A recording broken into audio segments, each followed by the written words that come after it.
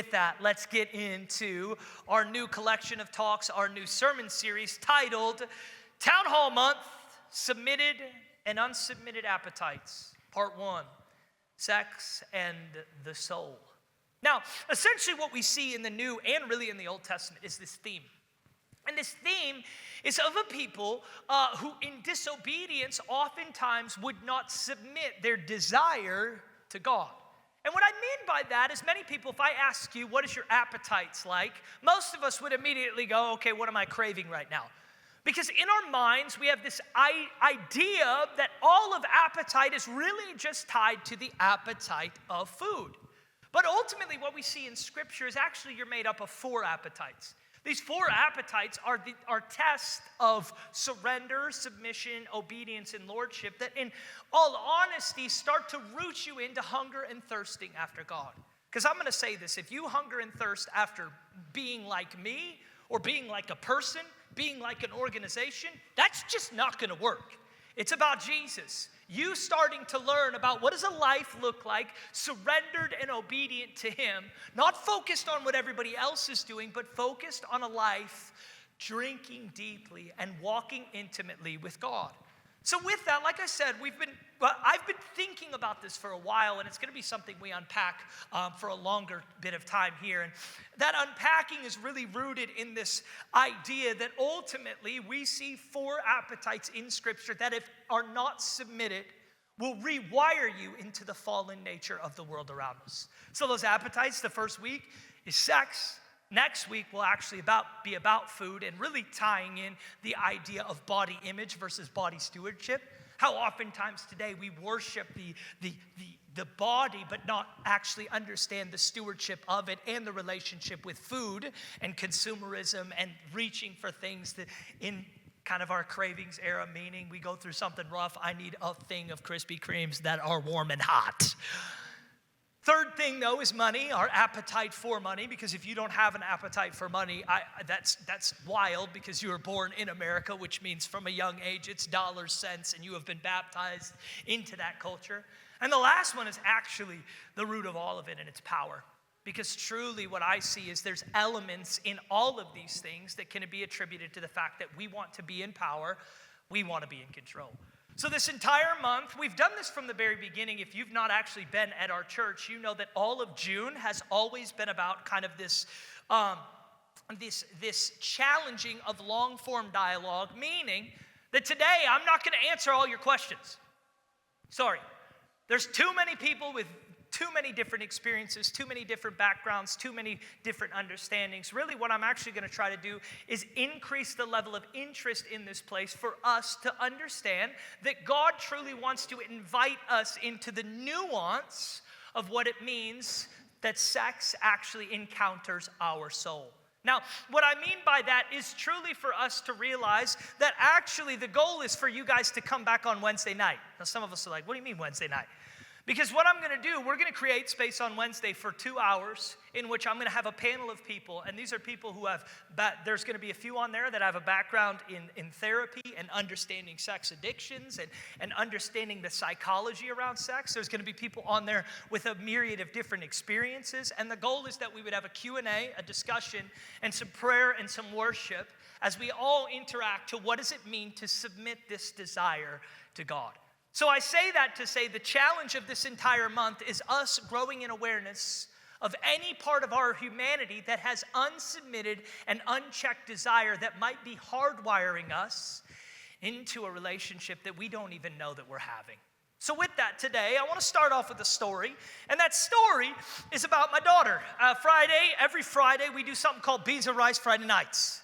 Now, people are like, I got way more excited saying that, Beans and Rice Friday nights, because it's just a funny alliteration that we made up. But essentially, Beans and Rice Friday nights started when my daughter's about 2.5 years old, started about 6 months after we had my daughter. What I wanted to do is start creating some form of practice in which she would be a little bit more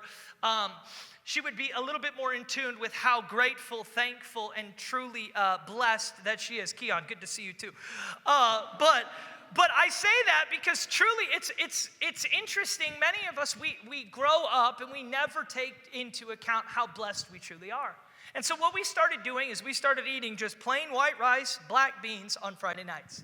And what I do is I look at my daughter, we played it out, all of us together, and now I have a son as well, and I look at my daughter and I say, honey, why are we eating beans and rice? And she only recently has started really articulating thought. And so she looks at me and she hasn't really, she just kind of looks and kind of mumbles random things sometimes, but I always say the same thing. I say we're eating beans and rice because truly we believe that we are so blessed that over 80% of the world's population survives on this, and ultimately we are so grateful for what God has given us and for what God has blessed our life with. And then I pray over our food and we eat. This week was the first time we ever had like a not even a discussion, but some form of a semblance of that. I looked at my daughter, I said, hey baby, why do we eat beans and rice? And once again, I've done this now for a few years where I am expecting her to not say anything. She looks at me and I go, why do we eat beans and rice? And before I can finish the thought, she goes, because of this. And I was like, what do you mean because of this? And I go, why do we eat beans and rice? And she goes, because of this. And I'm looking at my wife and I'm like, honey, you seeing this? And we're cracking up. I'm like, but honey, why do we eat beans and rice? And she goes, because of this. And there was nothing to do with it, right? It was just like, I don't know where the thought came from, but it's just because of this. Now, why do I tell you that? Because when we talk about a biblical Christian sexual ethic, what we've ultimately oftentimes been framed by is this that says, don't have sex before marriage, don't have an abortion, don't experience same-sex attraction, don't watch porn. Okay, but why? Okay, but where does it come from? It's okay, we can talk after. Or Wednesday, actually, that's what questions are for. Now, I say that because my goal today is for you to start understanding that sex has a lot more to do with your soul than you realize. That yes, we all have these yearnings, we have these cravings, we have these things that we are experiencing in a day-to-day life, but ultimately the soul, deep down, the soul, the intimacy of the soul has a lot more to do with your sexuality than you realize. And so with that today, like I said, we're going to be creating conversation and dialogue around what it means to understand our sexuality and our soul. Let's jump into the word today, if that's okay with you. It's okay with me, so we're doing it. We're going to be reading Judges 13, 14, 15, and 16. We're reading 4 chapters. Just kidding. Geez, nobody was like getting a little bit worried about 4 chapters. Like, that's kind of crazy. But I say that to say that today we're going to be jumping around in a story by the name of Samson. Now, my goal in this story is for you to understand that sexuality and the questions and the experiences have been around for a long period of time. And actually, you might have more in common with humanity and the Old Testament than you realize. But I would also say this, I want to challenge you. If something is stirring in your heart, stirring in your mind, and you're wondering and having questions about, I don't know where my guys, but I want to say this, that's what Wednesday night is for. Meaning that Wednesday night, I want to encourage you to come back as we create space for conversation around people who have experience and intellect. Because sadly, that is what we need in this area. People who have experience of God's redemptive purpose in their brokenness, as well as the understanding of intellect needed to institute and understand our minds and our behaviors. So with that, let's jump into Judges 13, 3 through verse 5. Let's read our word right now real quick. It says this, Then the angel of the Lord appeared to the woman and said to her, Behold, now you are barren and have borne no children, but you shall conceive and give birth to a son. Don't worry, we're reading. It's okay. It's okay. This is Fixate, baby. Let's rip.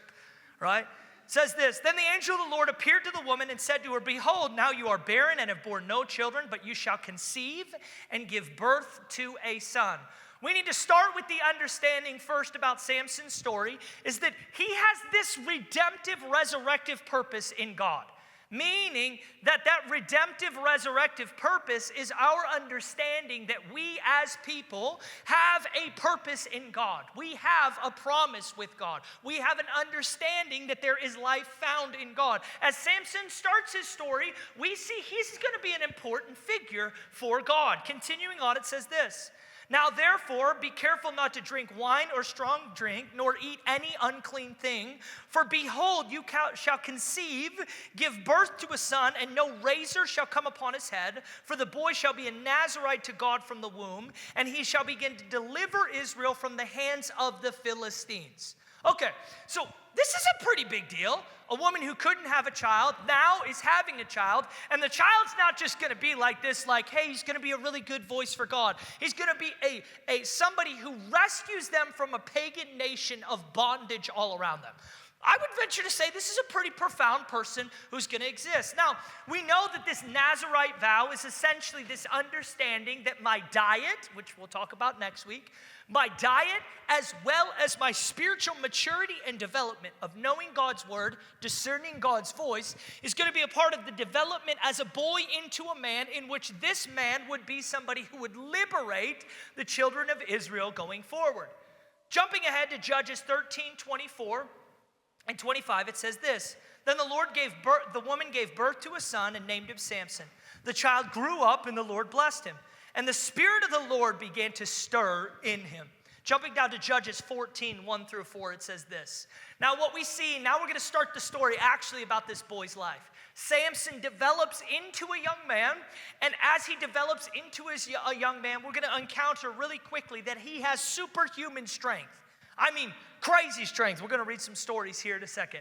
But let's start to understand who Samson has become as a man, because he's been raised in a home with a mother that says, listen, we're going to steward this, the diet, the razor, the hair, everything about, I'm not going to drink alcohol at all while I'm pregnant. Like, we are going to make sure that this boy is stewarded well. Judges 14:1-4 says this. Then Samson went to Timnah and saw a woman in Timnah, one of the daughters of the Philistines. Remember the first passage that we read? It said that this boy would become a liberator of the Philistines. Okay, so essentially what we see here is the first instance we have of him becoming a man later on is he's stepping into manhood, and he's starting to notice some Philistine women. It says this. So he came back, told his father and mother, I saw a woman in Timnah, one of the daughters of the Philistines. Go for it and get for me as a wife. Now, mild red flag, the very people that you're supposed to be liberating the Israelites from is the woman you want to marry. We know that this actually is a theme in the Old Testament in which the people are commanded not to intermarry Gentile or other nation people. What am I trying to say? Is you're going to read where his parents have an argument like, why don't you marry one of your relatives? It's why don't you marry one of the 12 tribes, the ones who have the covenant with God of circumcision that truly dictate that they are of the family of God. Why do you want somebody who's uncircumcised and a Philistine, an enemy who's created bondage for us? It says this, then his father and his mother said to him, is there no woman among the daughters of your relatives or among all our people that you could go take a wife from the uncircumcised Philistines? But Samson said to his father, get her for me. She looks good to me. Now, this is what I'm trying to get at, right? This is how you know that Samson was probably about 16 or 17 years old right now. It's like, you read that, we're like, the Old Testament doesn't have any meaning or merit to me. You read that passage, you're like, okay, yep, all the dudes in here are like, yeah, been there before. Maybe wasn't a Philistine woman, but yeah, looks good to me, yeah. Right. Essentially, this is what's interesting. We read stories and we don't understand that what starts in this kind of innocent, she looks good to me, is actually a little bit deeper. She may look good to you, but also like she's a Philistine. Now what's interesting though is that God actually is working in this story. Continuing on, it says this, however, his father and mother did not know that it was of the Lord, for he was seeking an occasion against the Philistines. Now at that time, the Philistines were ruling over all of Israel. We can see that this story actually starts to take on a different arc, and it's fascinating if you want to read it a little bit more in your own time. says that he gets mad about a riddle, ties foxes' tails together, lights the foxes' tails on fire, and then they destroy all the crops. And it starts kind of this revolutionary period in which it's Samson against the Philistines, and he's got a donkey bone and kills 100. It's just crazy, the story is. But I'm not focusing on Samson's ability right now. I want you to actually focus, because this is what's sad to me. We as Christians, as people, can be so focused on ability that we forget to realize that there is deficiency in all of us that, if not handled and submitted, will undo your ability. Because early on, we see this man is called, or not called, but she looks good to me, get me the Philistine. And God uses that a little bit and redeems it. But really, I would say this, there's kind of 3 strikes in this story. That's strike 1. Strike 2 is actually found here. Judges 16, 1-5 says this. Now Samson went to Gaza, saw a harlot there. A harlot's a prostitute, if you're wondering. Okay, so essentially Samson, Judges is a book about stories about men and women specifically who judged Israel. Before there were kings, there were judges. So think about this. We have a Nazarite man who's taken a vow from birth not to cut his hair, to completely make sure that his diet is submitted to God, to know the words of God, and then ultimately be a voice for God. And we see early on that not only does he want to be with a Philistine woman, but now he's spending time with prostitutes. These are some mild red flags. Mild. Continuing on, it says this. When it was told to the Gazites, saying, Samson has come here, they surrounded the place, lay in wait for him all night at the gate of the city. And they kept all night saying, let us wait until the morning light, then we will kill him. Now Samson lay until midnight, and at midnight he arose, took hold of the doors of the city gate and the 2 posts, pulled them up along with the bars. Then he put them on his shoulders, carried them up to the top of the mountain, which is opposite of Hebron. After this, it came about that he loved a woman in the valley of Sorek, whose name was Delilah. All right, before we even get to Delilah, the first story, he loves the Philistine woman, and wants to marry her, and God kind of uses that, because if you read that story, she ends up being a not very good person. Then we find out that he's spending time with a prostitute, and he doesn't realize that he's spending time with this prostitute, and as he's spending time with her, that there's literally people outside trying to kill him. And magically, he wakes up in the middle of the night when they said, we're going to kill you in the morning, and he lifts up the doors, climbs a mountain, puts them down on top of the mountain, and goes home for the evening. Then the third story is actually the one that would completely destroy him, which, 3 strikes, you're out. Let's read it. The lords of the Philistines came to her. This is the lords, the people who are governing that pagan nation, come to Delilah and say, entice him and see where his great strength lies, that we may overpower him, that we may bind him and afflict him. Then we will each give you 1,100 pieces of silver. We each will give you 1,100 pieces of silver. Let's quantify this. We know that this is hundreds and hundreds and hundreds of years before Jesus. How much was Jesus sold in betrayal to? 30 pieces of silver. 1,100 pieces, almost 1,000 years before. And not just from one person, from multiple people. I'm just going to sit here and say it. When this woman is confronted with this, it's millions and millions and millions of dollars they are offering her for her to find out Samson's secret. Judges 16, 15-21. Let's jump to this one. It says this. Then Delilah said to him, how can you say I love you when your heart is not with me? You have deceived me 3 times and have not told me where your great strength is. Now, I kind of want to start creating some delineation here. And what I mean by that is I want us to start understanding some of the language going on, because we have 2 instances at first where essentially what we see is she looks good to me is the first story, the Philistine. The second one, he lay with a prostitute. He goes to a harlot for the night, right? The third one, Delilah, there's a level of the relationship is growing, but it's growing in a way in which he doesn't really assess what's going on because he's so enthralled with her.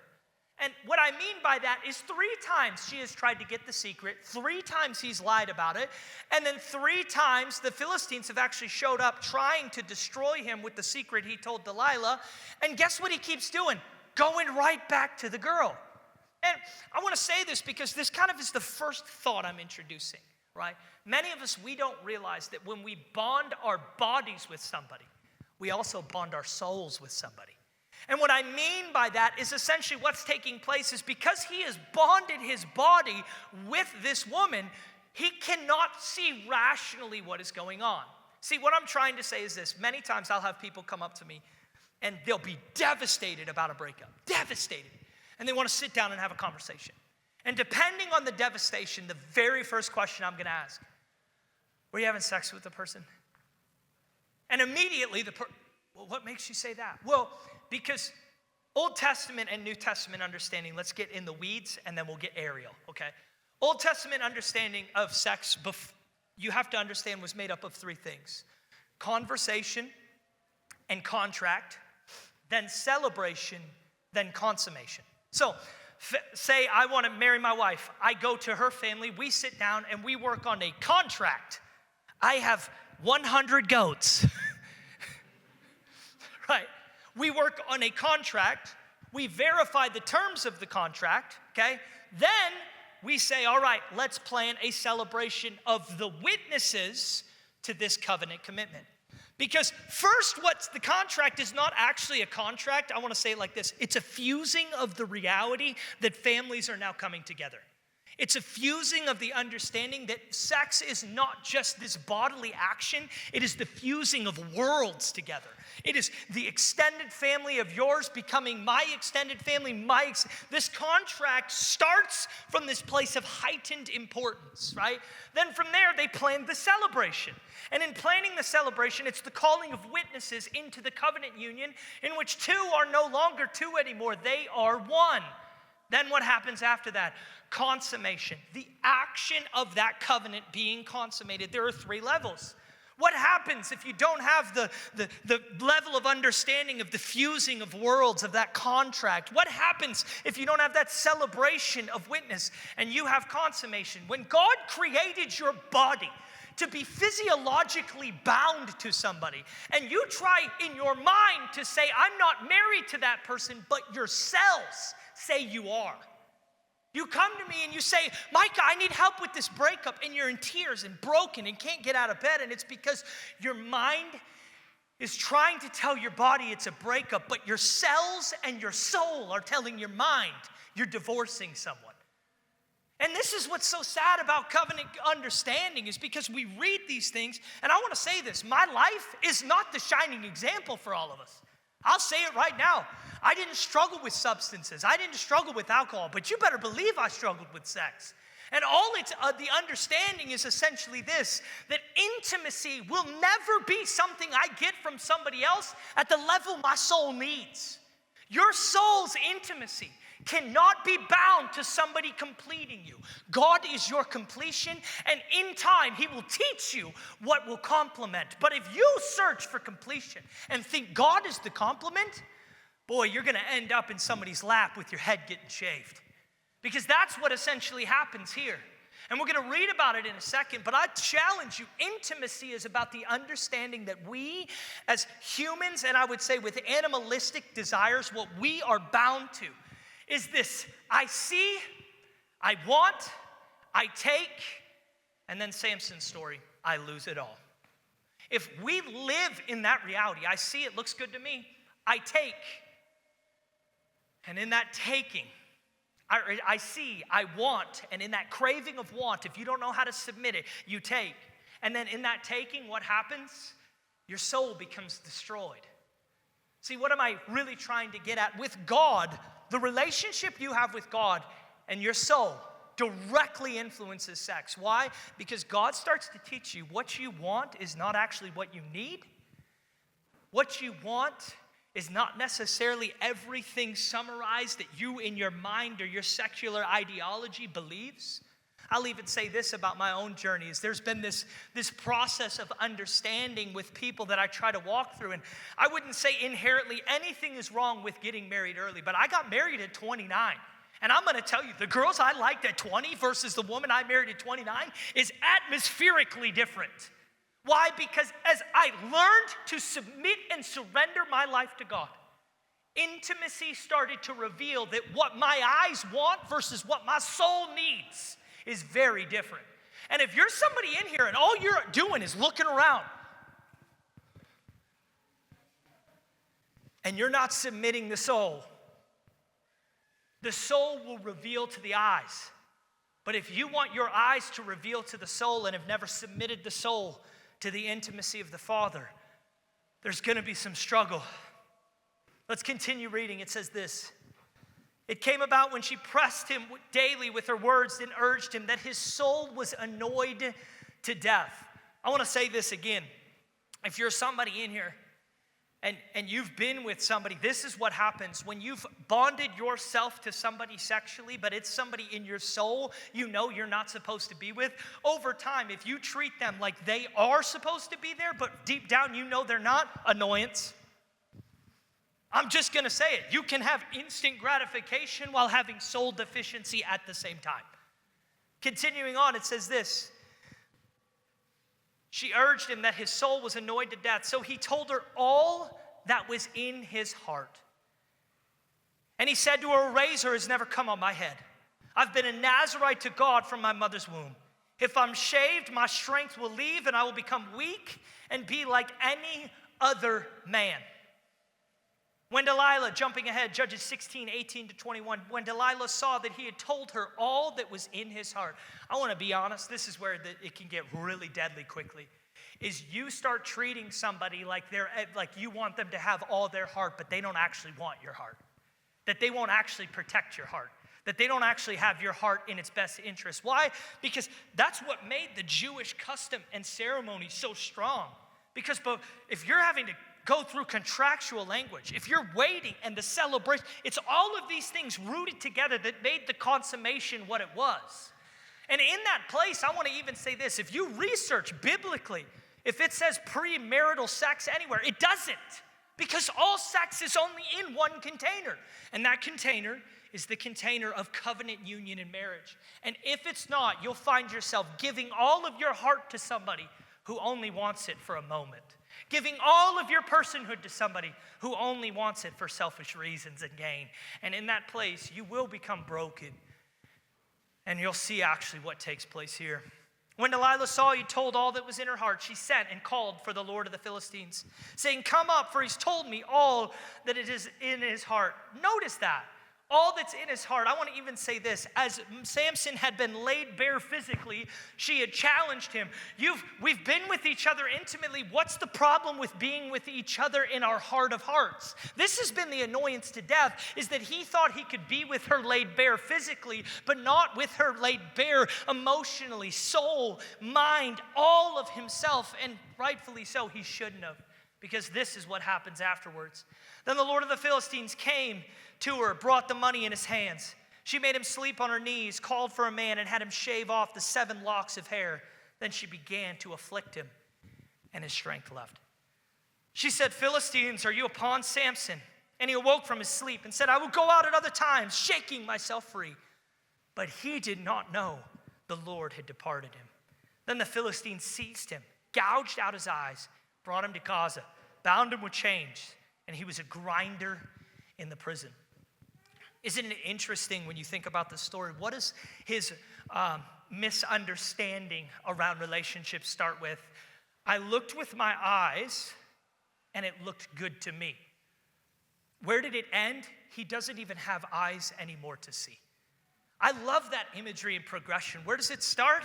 Looks good to me. Where does it end? I can't even see. My strength has been taken away. I am now in prison. Think about that progression. And I would even say this, many of us have stories in the room where we feel a level of shame around that. That I looked and I thought this would be good. And then through this relationship, it feels as if my ability to perceive the world around me has been gouged out. My strength is gone as I go through life every day, zapped of romantic affection. And then ultimately, I don't even realize, but my relationship with God has actually paid the ultimate cost.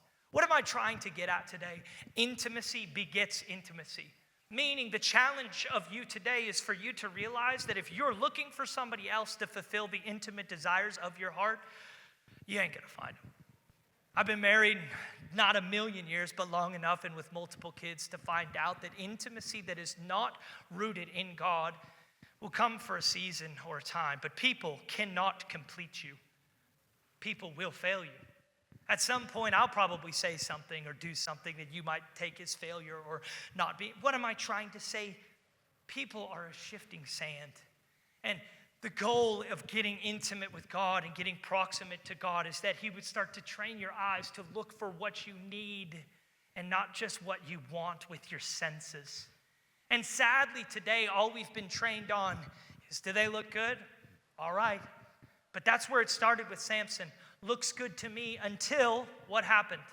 Looks good to me, and then all of a sudden, it looks good. I don't have eyes. I don't have strength. I'm in prison. Sadly, I would even say that many in faith, we've encountered this, and that has closed our hearts off to God, closed our heart off to relationship with Him. As we went through fracture, we went through brokenness, and in that place, we project onto God. But I want to say this, there is actually a promise of redemptive, resurrective power in this story. And that story is and that phrase is in Judges 16:22.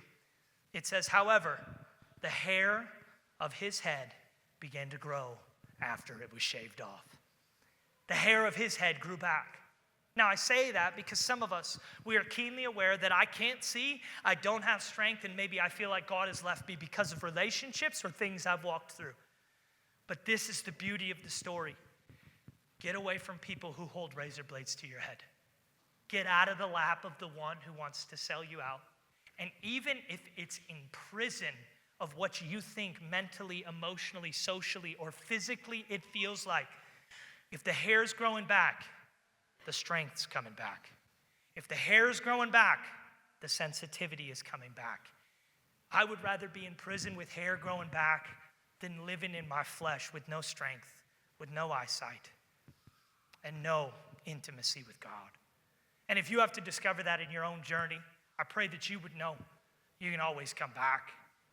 I'm not in control of your life or behaviors, and I actually completely disassociate with my pastoring ability having to measure up to everybody changed. The only person who will determine if you change, how you change, how long it takes to change, how close you get to God, how intimate you get, if you will allow yourself to grow in the intimate ways of His Spirit that you would understand wants versus needs, is you. And your sex and soul journey is a journey that only you can go on. See, Samson was anointed from birth. But in his story, very early on, we see a man who is anointed to be a holy judge of Israel while distracted by unholy things that were actually seeking to destroy him and his nation. He was strong in the Lord from birth, but then she looks good to me started his downfall. He ended up with a harlot. It's how he ended up with Delilah, a person that can only see what looks good and what feels good and what he wants that he thinks is good, or she, but fails to recognize that sex is not a physical bonding, but a soul bonding and influence of another. See, soul mate, the one my soul bonds to. All sex is designed as an act of marriage and covenant. Outside of that marriage act and covenant, it is sin. You know, there's a New Testament lens I want to read briefly and reframe Samson's progression once again. I saw, I wanted, I took, I lost everything. I'm going to say it again. I saw, I wanted, I took, I lost everything. 1 Corinthians 6 does a really good job of breaking down appetites, not even just from a sexual sense, but in the understanding of our whole bodies. It says this: all things are lawful for me, but not all things are profitable. All things are lawful for me, but I will not be mastered by anything. Food is for the stomach for food, but God will do away with both of them. The body is not for immorality, but for the Lord, and the Lord is for the body. Immorality, the Greek word porneia, meaning really which is this catch-all of anything outside of covenant union sexual relationship. It says this in verse 15, do you not know that your bodies are members of Christ? Shall I then take away the members of Christ and make them members of a prostitute? May it never be. Or do you not know that the one who joins himself to a prostitute is one body with her? For he says the two shall become one flesh. But the one who joins himself to the Lord is one spirit with him. Flee immorality. Every other sin that a man commits is outside of the body, but the immoral man sins against his own body. Do you not know that your body is a temple of the Holy Spirit who is in you, whom you have from God, and that you are not your own? For you have been bought with a price, therefore glorify God with the body. This actual verse has been weaponized in some ways to create what in essence is purity culture, which is if sexual sin is the worst sin you could commit. We know that sin is sin is sin is sin. Essentially, I believe it's a little bit deeper, meaning that what's going on here is that if you sin against the body pays the cost of it. What I mean by that is that there's no greater or less than sins, but I can tell you this, there are sins that take a toll on you in a way that you cannot understand until you go through them. And sinning against the body, sinning in a sexual soul way is one where the weight and the cost, all of sin is falling short of the glory of God. All of sin is death. But there are some sins that honestly, and I'm not trying to be heretical, but deep down feel like hell. And a sin against the body is one of those. Because what is your body? Your mind. What is your body? Your spirit and your soul. What is your body? Your emotions. What is your body? The acute sense of self. So to sin in that way is the confrontation and conviction of the brokenness and the wages that are sin, which is death. See, we understand today and recognize that once again, I want to say this before we get into these closing points. This Sunday and the next Sundays in June, they're a little bit more longer form by design. There's people in this room who are like, oh, well, what about this experience? What about these things? What about this level of attraction? What about these types? This is all designed to come back on Wednesday and ask questions about. Because we're going to have people on this stage who have degrees in understanding sex addiction and the mind as it pertains to sex. We're going to have people with all types of different walks and backgrounds, and the goal is to create space in honesty for all of us to heal and grow closer to God. But the first step is you understanding your own journey and also being willing to take up a new journey if you can see yourself in the story of Samson. So today, what I want to talk about is how to develop within your head, heart, and habits a healthy sexual worldview. You know, my challenge to all Christians from most of the time I interact with somebody is many times I can interact with people in this day and age who have enough head knowledge to pass this salvation test. Meaning, are you going to heaven? Are you going to hell? I've got the knowledge. I believe a level of headiness around it. But then there's kind of this deeper issue, which is the heart knowledge. Meaning, does what I know in my head transform my heart? And in transforming your heart, it's pretty easy to see because you go through situations, or should I say it like this, you get squeezed and whatever comes out of the top of the bottle is really what's down inside the bottle.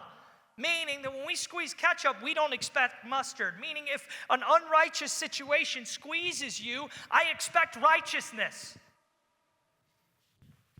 When a hard season squeezes you, I still expect holiness. And why? Because ultimately, when there is alignment between head, heart, and habit, there becomes a direction of holiness. So each week as we talk about these topics, my challenge to every person in this room is to not have enough head knowledge that you hope becomes heart knowledge that you don't have any habits attached to. It's head, it's heart, it's habit, and it's repeated over and over again. And in that place, there is sanctification. Number one is this. With your mind, you must develop a theology of covenant understanding. Sex was never designed by God as merely a physical act. From the beginning, it was created as a covenant act that joins two lives into one, meaning the act is actually a choice of, do I want this life attached to mine forever? Samson viewed relationships through the lens of appetite, saying, get her for me, for she looks good, rather than through the lens of purpose and covenant. What we believe about sex will ultimately shape how we practice it. If we see it as consumption, we will use people. we will hurt people. If we see it as covenant, we will honor God, and God will be faithful to provide for you the intimacy your soul craves. Samson lost his eyes long before the Philistines took them. He lost them the moment he started seeing through appetite instead of purpose. If you notice, the stories of him are rooted in God having to redeem fallen appetite. The harlot with the gates, the Philistine woman in the beginning with the foxtails burning the crops. Delilah didn't have redemptive arc until the very end, when he got away from everything and in a prison could no longer appease himself to appetite. And in that place, the hair grows back. I would even say this, sorry, I'm just going to say it. Some of us maybe need to get in a prison away from our appetites to allow hair to grow back, for us to realize strength, ability, and discernment and sensitivity from God and hearing his voice is actually the intimacy you want, not a time with Delilah, not a time with the harlot, not a time with the Philistine, but actually what you want more than anything is a wholeness of your personhood that no other person can provide for you. Sex is not just about who gets access to your body. It's about who gains influence over your soul. The question isn't how far can I go? The question is, who do I want attached and influencing the future me right now? The second thing I have for you today is this. With your heart, you must train your soul to desire the right things. Sexuality is not the problem. The problem is an inability to govern sexual impulses. Every person has appetites, but healthy people learn to submit those appetites to God's design rather than allowing them to rule their lives. If we only fight behavior without addressing the hunger underneath it, we will continue to struggle. A submitted heart asks not merely, what do I want, but what does God want for me? A surrendered heart recognizes sex is about intimacy, and it's either healthy intimacy for my personhood or unhealthy, toxic, and deadly intimacy that my flesh craves. If you don't train your heart, it will develop an appetite for promises that only covenant can keep. Meaning that some of us, we have an appetite we are keenly aware of. And whether you've walked through this before or you walk through this in the future, you have to understand that appetite submitted to God and then submitted in godly union with somebody else pursuing godliness is the place that your human flourishing happens. But if there is not submission between two parties, if there is not submission to the Godhead, if there is not submission to the Word and the truth, in that place, there will be a level of friction that takes place. But what am I really trying to say is Delilah didn't destroy Samson. Delilah revealed that Delilah revealed the true Samson that years of appetite had already created. I've seen this before, and sadly it's the case where if you don't submit your appetite and you get somebody who you think will submit your appetite, and then all of a sudden you find out, dang it, they don't fulfill my appetite. You want to know how hard that is to admit to somebody? How hard it is to be honest in that setting? It's, no offense, it's a little bit easier when you're not quite in it to say, all right, how do I submit this so that in my submission of this, somebody doesn't have to live up to this standard of fulfillment that is going to crush them? Because I'm going to tell you this, if your standard is once I get this person, I'm completely fulfilled, they won't be able to do it. And then what happens is then you feel stuck because you feel the shame, you feel the weight, and you feel the attachment to a relationship that you're not maybe feeling like you're getting what you want, but really it's because nobody ever could give you what you want. And as sad as it is, we're teaching people that, oh, just get married. You know, remember my daughter? Like, it's only for marriage. And you're like, I mean, if you watched porn for 10 years before and slept with 800 people, like, it's a little hard going into marriage. Like, if you've done all of this stuff, what do I do now? I don't know how to redeem. I'm telling you this. Holy appetites beget holiness.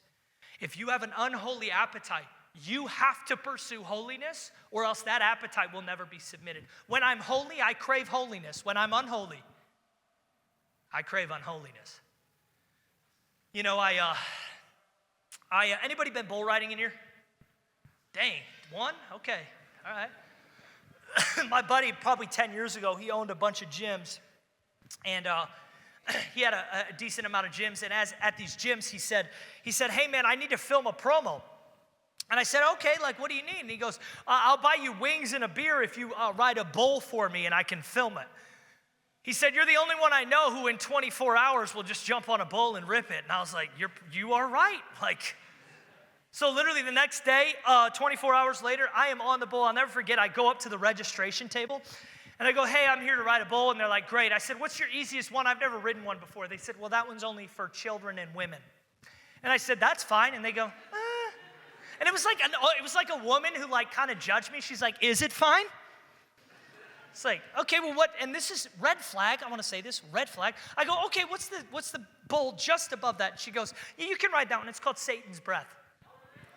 And I'm like, red flag, what do we do? Jump right in. Anyway, so I'm like, okay, I'll ride that one. And I should have taken it as a red flag when I got on the back of this bull. And I'm not a limber person as is. My legs hurt trying to get them around the width of the back of this bull. So I'm sitting here looking at this thing and I'm like on the back and I'm like, man, no training, no knowledge, no nothing, just here for a good time. Literally, they tell you, all right, when you step on the bull, there's 3 things you need to know. And really 3 things, they boiled it down to one thing. They said, if you start rolling off the side, because most people don't just get bucked, they kind of falter. You need to kick off the bull. Kick off it, roll on the ground, and get out. Because if you fall down the back, you don't kick off the bull, you're under the legs. Which, if you didn't know, isn't a good place to be. So I kid you not, I'm on the bull, they open the gate, buck 1. I'm starting to slide after the first buck. I'm feeling myself go. I'm like, whoo. Buck 2, I am now on the side of the bull. And as I'm on the side of the bull, I'm not kidding you, I'm thinking to myself, everything is like macro of a macro second. I remember the whole thing. So I'm sliding off the bull and I'm looking on the side and I'm going, I should probably kick right now. But the thing is, you're just so terrified in your adrenaline. So I'm gonna tell you this, by the 3rd kick, we're at the top, I am under the bull. And as I'm under the bull, I know I'm gonna hit the ground and I know those legs are coming down on me. So literally, I kid you not, I slide off the bull, don't kick out, don't roll out, and don't run out. I try to white knuckle it, and as I'm white knuckling it, I end up underneath the bull, and guess what happens? Your boy gets kicked into oblivion. And what I mean by that is that bull kicks me one time on the legs, and it kicks me so hard, I had been wearing thick jean, tears a hole in the jean that big, and literally creates a bruise on my inner thigh that I played collision sports, everything you can imagine. I had a bruise on my leg for 3 months. It was so bad, I literally thought I may have broken something. And I say this because we were talking about it this week. My sister-in-law, this tiny, petite girl's like, yeah, I want to ride a bull. I'm like, anyways. But I say that because I'll never forget. I try to get up from the bull, get stomped on, my leg shredded, I'm bleeding, got this huge bruise. And I try to get up and move. I roll, and I try to get up, and this leg's done. I mean, there's nothing I can do. I get up, and I'm just running in the middle, just limping my way out of the rodeo ring. And I was just thinking about that this week, because everybody wants a fun time until they get stomped, feel like they can't function anymore. Because if you don't train your personhood in a sexually healthy way, don't get on the bowl of sexual gratification with someone you're not sure you should be in the rodeo ring with. Unless you're okay, I guess, just being broken, kicked, not being able to move. Because sadly, this is what I see happen. Nobody has any understanding of how to deal with sexual gratification. We just kind of white knuckle and cross our fingers like, get me married soon, get me married soon. It is rhythmic relationship with God that reveals intimacy in the soul, that helps you understand people cannot complete you, and then you start to understand that God actually does have a complement for you. But if you don't find him first and you try to find him last, where he'll find you most of the time is limping out of the ring of life. And as sad as it is today, I can say my journey, I've had to limp. Absolutely have had to limp. By the grace of God, holy habits transformed the limping into walking again. And if you're somebody who is sexually limping right now, out of the ring, feeling like I have been with somebody or in a situation where I have been kicked and broken and beat down, it is the holy habit of intimacy with God that starts to reveal that it is not man or woman that can complete you, but it is him. And if you allow him to complete you, then he will show you a compliment that you would find satisfaction, a compliment that you would find fulfillment. My final point as Justin and Noah come up is number 3. In your everyday habits, we must train our bodies to encounter the intimacy of the Holy Spirit. Spiritual maturity is built through repeated acts of submission. Samson developed a pattern of immediately pursuing whatever he desired, and over time, that pattern became bondage. Every habit is forming someone, either strengthening your spirit or strengthening your appetites. Habits of prayer, fasting, confession, accountability, and healthy boundaries are not restrictions. They are training grounds for freedom. When you're living out holiness, it's easy to tell what is unholy. No, when we live out of rhythm and holiness, it is easy to struggle with that which is unholy. I want to read that last part again. When we live out of rhythm with holiness, it is easy to struggle with what is holy. No, you can come up. As they're coming up, I want to challenge you right now in this. You're in a safe place.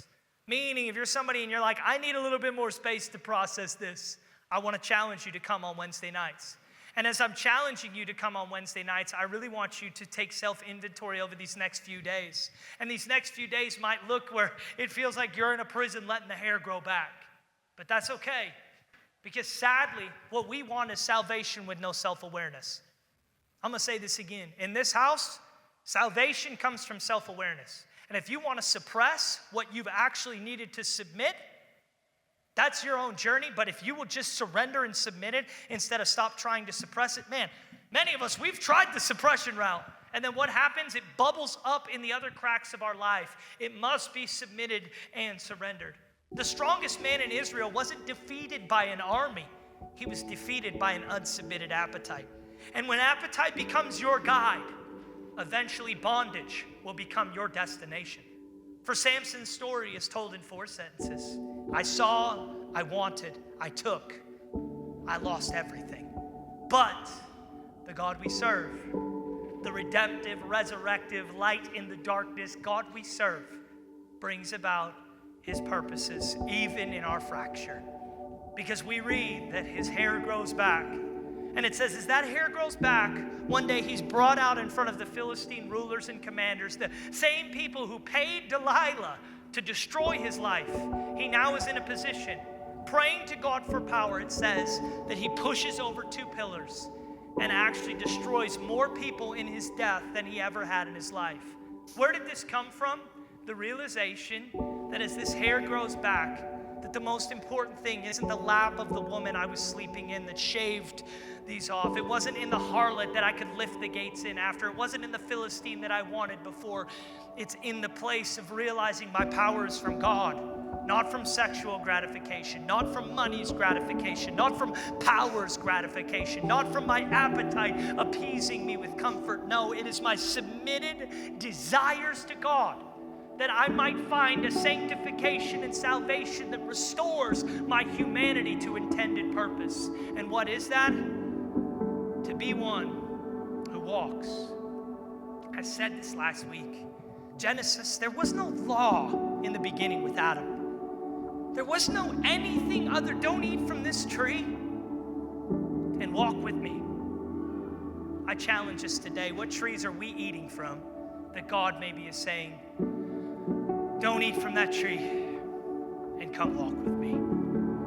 And in that place, you might find that as you start to submit and not suppress, surrender and not just ignore, allow God to redeem and restore the broken in you, that there's a God who longs to show you that there is completion for you. Would you stand to your feet today?